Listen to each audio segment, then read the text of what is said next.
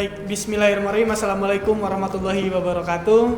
Selamat sore adik-adik Capa semuanya yang ada di rumah. Semoga sehat selalu dan tidak lupa mohon maaf lahir dan batin ya. Semoga pada sehat semuanya. Semoga ya walaupun kita dalam keadaan pandemi ini tapi kita tidak terbatasi ya, tidak terbatasi untuk berkomunikasi, bisa by WhatsApp, bisa by apapun lah, apapun itu. Barangkali adik-adik semua nih ada yang belum tahu siapa saya, perkenalkan ya, izin perkenalan, nama saya Raditya Eka Sundayana. Saya anggota Purna Paskibraka. Pada saat itu saya mengemban tugas menjadi seorang Paskibraka itu pada tahun 2012 ya.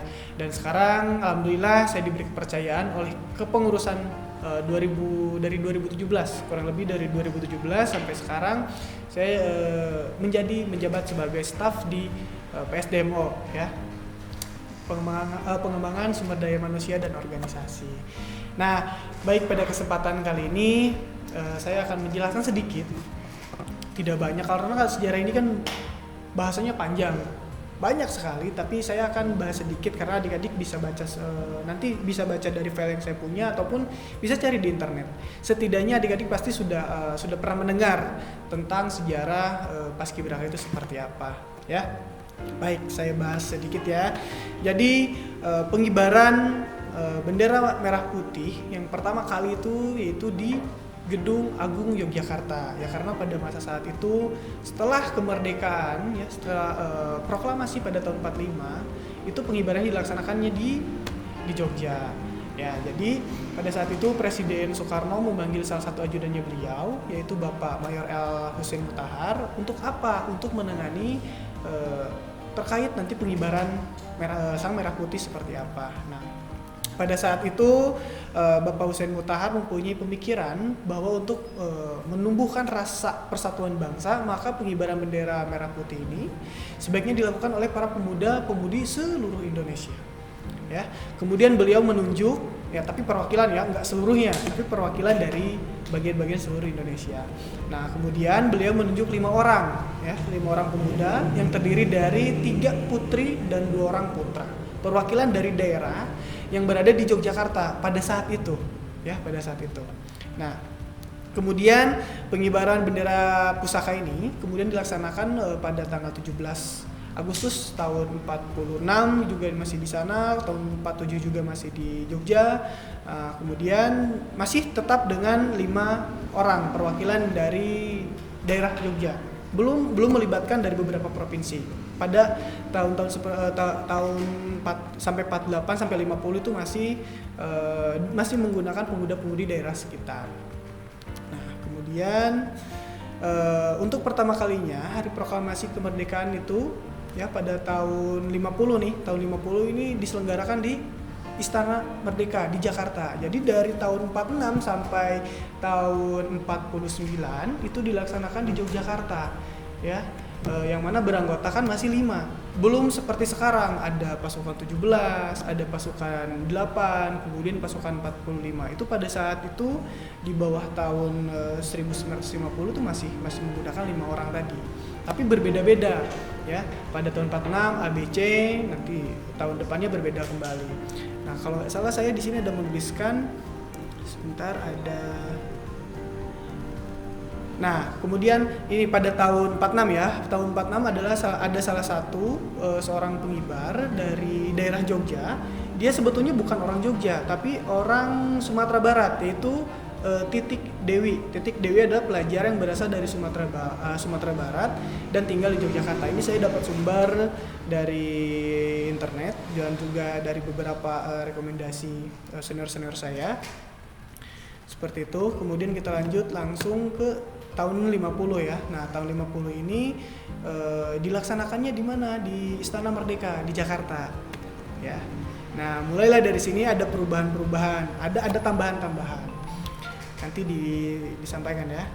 Nah, kemudian pada peringatan ulang tahun ke-49 tanggal 5 Agustus 1966 Bapak Hussein Mutahar menerima kado dari pemerintahan, yaitu beliau diangkat menjadi Direktur Jenderal Urusan Pemuda dan Pramuka, Departemen Pendidikan dan Kebudayaan. Jadi pada saat itu belum seperti sekarang nih ada Kementerian Pemuda dan Olahraga, masih disebut dengan Direktorat Jenderal Urusan. Jadi Pak Hussein Mutahar ini orang yang pertama kali dipanggil oleh Bapak Soekarno untuk mengurusi kegiatan-kegiatan nasionalisme yang seperti tadi, ada pengibaran dan segala macamnya. Ya. Kemudian, di dalam kinerjanya Bapak Hussein Mutahar ini, yaitu ada suatu kegiatan yang diuji coba ya, 2 kali sempat diuji coba pada tahun 66 dan 67. Tahun 66 ini Bapak Hussein Mutahar diangkat menjadi, kalau sekarang mungkin jadi kepala kementerian berarti ya. Kalau pada saat itu beliau menerima kado dari pemerintah, diangkat menjadi Direktur Jenderal Urusan yang seperti tadi ya. Nah, di sini dimasukkan pula dalam kurikulum uji coba pasukan penggerek bendera pusaka. Pada saat itu namanya masih pasukan penggerek bendera pusaka ya, pada tahun 67, dan pelatihannya yang menggunakan sistem pendekatan keluarga bahagia. Sistemnya keluarga bahagia yang mana dibalut dengan konsep yaitu kehidupan desa bahagia. Nanti mungkin akan dijelaskan oleh pemateri selanjutnya ya tentang desa bahagia. Saya hanya membahas sedikit tentang sejarahnya. Nah, kemudian saya akan membahas tentang percobaan pembentukan penggerek bendera pusaka atau yang sekarang menjadi namanya Paskibraka.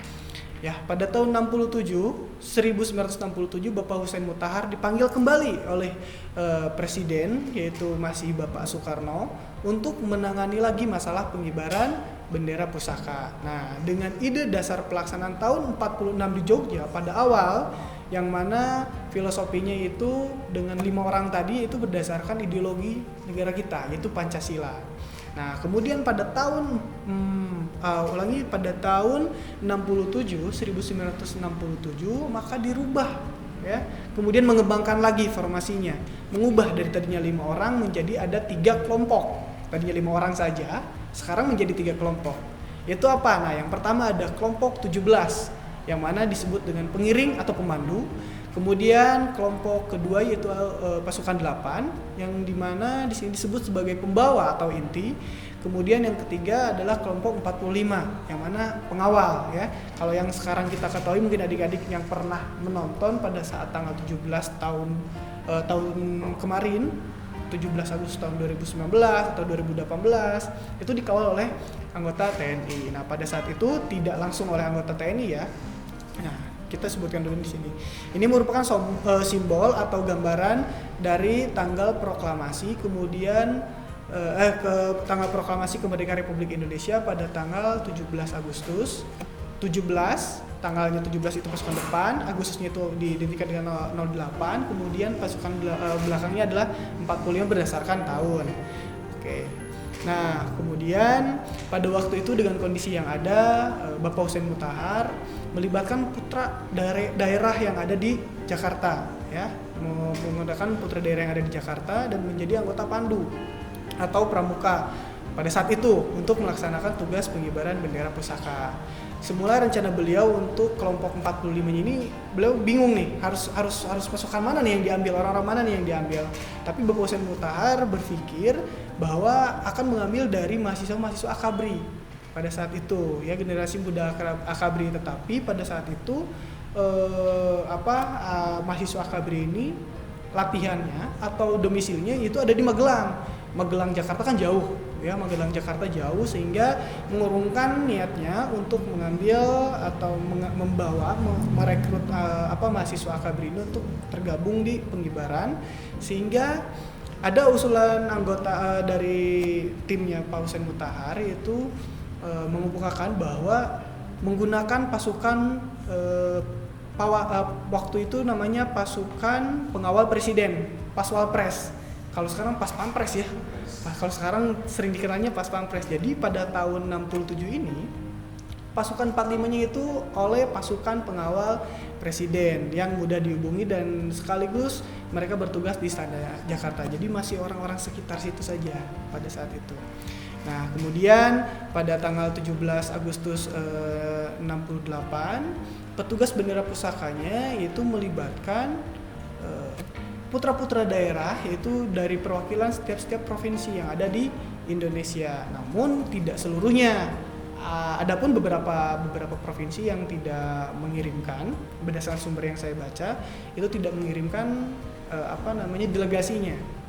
Ya, tidak mengirimkan delegasinya, tetapi gimana kalau kekurangan? Nah, kalau kekurangan itu menggunakan ex anggota Paskibraka tahun 67. Jadi kekurangan anggotanya itu ditutupi oleh alumni. Kalau sekarang kita sudah bilang PPI ya, kalau sekarang kita namanya PPI. Jadi yang sudah mengibarkan diambil lagi pada tahun 68 untuk mengibarkan kembali.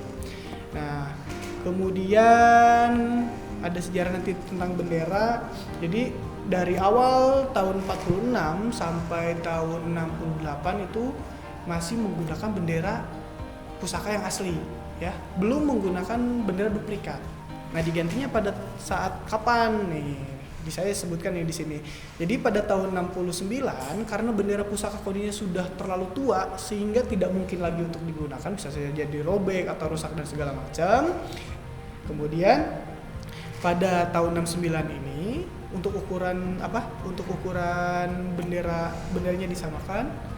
Untuk ukuran benderanya disamakan dengan ketinggian tiang 17 meter di Istana Merdeka. Telah tersedia bendera yang terbuat dari wol pada saat itu yang dijahit 3 potong warna merah, 3 potong jahitan warna putih. Nah, itu pada tahun 69. Tapi ini tahun 69 belum didistribusikan ke beberapa provinsi atau didistribusikan ke daerah. Nah, setelah pengibaran tersebut, maka di sini disebutkan di PT Ratna Ciawi Bogor ini memproduksi lebih banyak kembali untuk pembuatan bendera duplikat yang akan disebarkan ke tiap kota atau kabupaten atau tiap provinsi gitu ya. Nah, itu terbuat dari, yang saya baca sih terbuat dari katun yang sekarang yang baru-baru ini terbuat dari katun. Kalau sebelumnya dari wol. Nah, kemudian pada tahun 1973 Bapak Inik Sulaiman melontarkan suatu nama. Kan tadi pasukan penggerek bendera pusaka. Nah, sekarang pada tahun 73 Bapak Inik Sulaiman melontarkan suatu nama untuk anggota pengibar bendera pusaka dengan sebutan Paskibraka.